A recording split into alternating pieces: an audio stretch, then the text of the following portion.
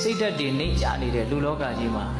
ကိုယ့်ရဲ့စိတ်ဓာတ်ကိုမြင်မအောင်တည်ဆောက်ပြီးနေရပြီလို့ပြောတာ။တော့စိတ်ဓာတ်ကနှိမ့်ချတယ်စိတ်ဓာတ်ကမြင့်မြတ်တယ်ဆိုတာဘာကိုပြောတာတော့အဲ့ဒါကိုတော့ဦးဇင်းတို့ကကောင်းကောင်းနားလည်ဖို့လိုမယ်နော်။လူလောကမှာနှိမ့်ချတဲ့စိတ်ဓာတ်ဆိုတာလူချင်းရခြင်းတဲ့စိတ်လောဘကိုပြောတာ။မကြည်နိုင်မချမ်းနိုင်စိတ်တိုင်းမချနိုင်တဲ့စိတ်ဒေါသကိုပြောတာ။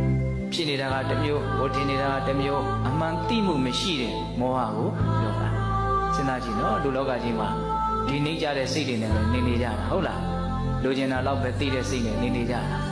မကြည်နိုင်မချမ်းနိုင်စိတ်နဲ့ပဲနေနေကြတာအမှန်မသိမှုနဲ့ပဲနေနေကြတာဟုတ်တယ်မဟုတ်လားသူများကိုဝေဖန်မကြည့်နဲ့ကိုကိုဝေဖန်ကြည့်ဟုတ်လား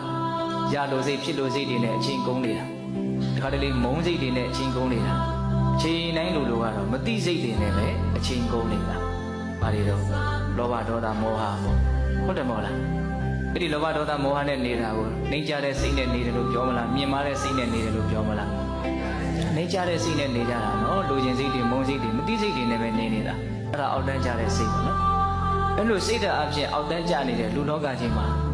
ကိုကစိတ်ဓာတ်ကိုမြင်မာအောင်တည်ဆောက်ပြီးတော့နေရတယ်မြင်မာတဲ့စိတ်ဆိုတာလောဘဒေါသမောဟရဲ့ဆန့်ကျင်ဘက်အလောဘအဒေါသအမောဟကိုပြောတာ